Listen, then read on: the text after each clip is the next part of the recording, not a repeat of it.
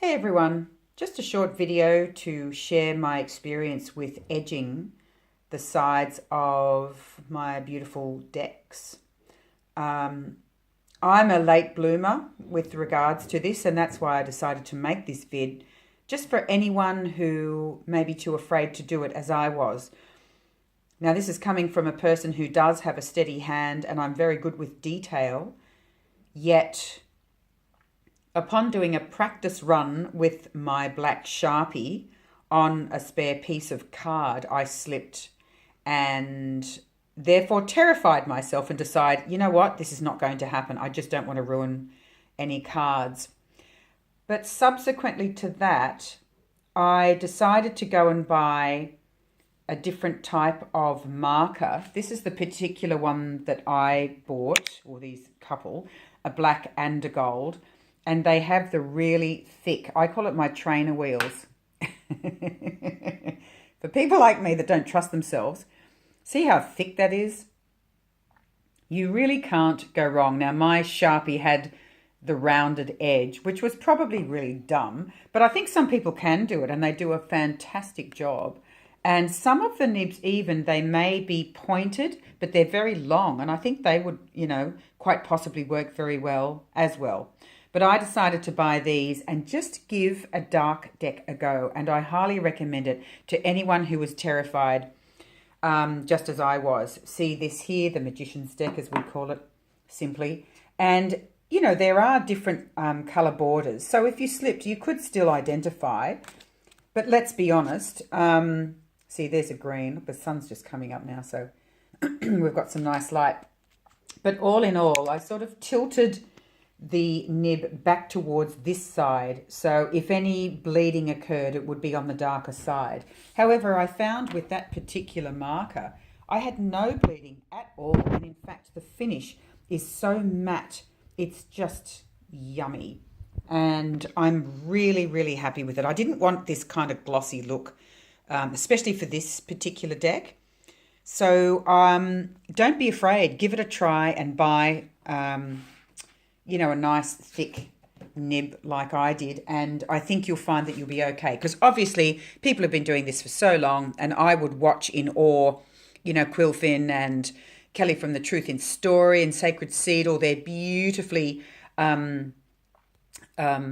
altered decks, in various colours, looking absolutely delicious, and I just thought I'd never get there, basically. When it came to these other decks, I thought if I could cunningly fashion one particular marker, rather than buying a different one for each deck, it could run into money over a period of time. And I don't really want to buy a marker and use it once and just have it sitting there doing nothing. So originally, say with Ravens, I was looking for this colour here to do the sides. And I found a marker that was absolutely spot on. However, I thought, then what? What am I going to use it for? Could I use it here? Maybe at a stretch. Anyway, I went one shade darker, and it's this one here. This is the brand I bought, and I love it because it's got the flat nib at one side and a pointy at the other, so that's really groovy. And I did these. This is Raven's Prophecy, and this one here is the 72 name cards that I've already done a review on, and I think they both worked really well. And again, it's nice and kind of matte. And this especially, it just looks as if it's been there for quite some time, and I love it. I'm so glad I did a colour rather than just black for this one. So now I am really enthused. So I went the extra mile and went back to my art supply store and bought the gold, as I just showed you. And decided rather than use this colour, because I was trying to match up here, which I could have, but I thought that the Osho Zen might look better with gold, and I think it worked really well. Now, if you look closely, you can see that the gold actually differs in shade. And these markers, you have to, when you first buy them, you have to kind of pump the nib, because the nib's white, so give it a good shake and pump it down onto a piece of scrap paper until you see the colour come through. I did that, but obviously I didn't keep it up like consistently enough. It certainly felt like I was at the time. However, there is a difference in the shade of gold. but I like it like that. I just feel it looks imperfect and a little older, as if it's been there for a while. This one did bleed over a little, even though they're the same brand. I just thought I'd make that point as well. I found the black to be a very different consistency to the gold when I was using it.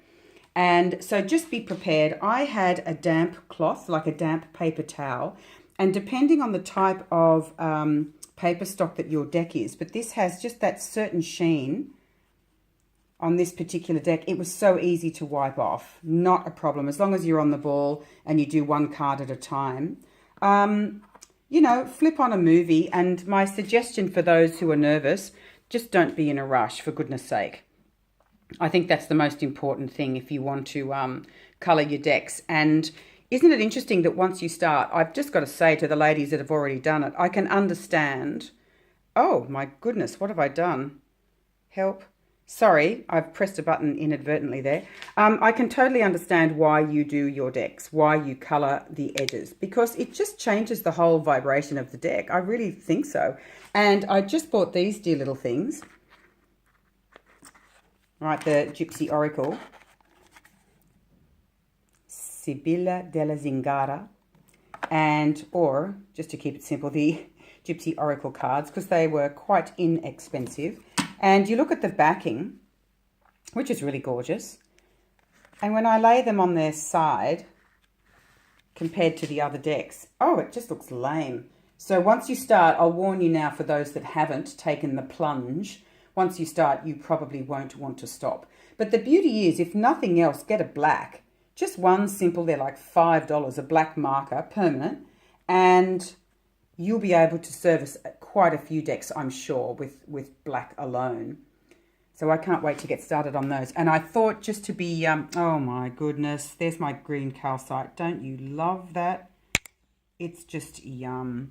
I thought when you've got decks like this, I really would love to find a beautiful blue to do chrysalis. However, I think it could be quite tricky if it does bleed. And I'm certainly not an expert yet.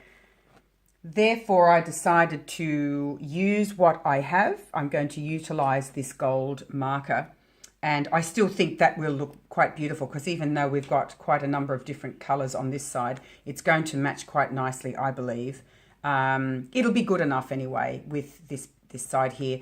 Also, this has that beautiful finish where I think it's going to be quite easy to wipe any bleeding off. You can see it's just got a slight sheen to it. So if you're on the ball and you're not in a rush, I highly recommend it. And I just want to say thank you to the wonderful people like Quilfin and Kelly and Elle, who have done this beautiful artwork, if you want to call it that. Like, it's just a beautiful creative project, and I never would have done it if it wasn't for you. But I can, and I know there are many more that do, but yeah, I studied your videos and I really wanted to do it, and I just kept putting it off, thinking I'm going to ruin them. So I recommend, again, start with black. Start with a deck that's got black borders, something darkish, and give it a try. And if nothing else, just do them until you begin to feel confident to move on to perhaps other colors. And of course, you can use a stamp pad, a color stamp pad. There are some beautiful colors and like that antique look, which I think I will end up buying, maybe like a natural sort of brownish kind of color, just, well, not quite brown. I don't know how to describe it, but you know what I mean? Just like this sort of a color that would fit with a lot of natural shades of card, and anything that would sort of, you know, that kind of backing, that would look beautiful. A shade that would almost bring all of these colors together in the antique style ink pads. So that's what I'm looking out for. They are there, of course, but they're a little more expensive, at least here in Australia. And that's why I kind of put it off, thinking, well, gosh, if you buy a different ink pad every time again, you're going to run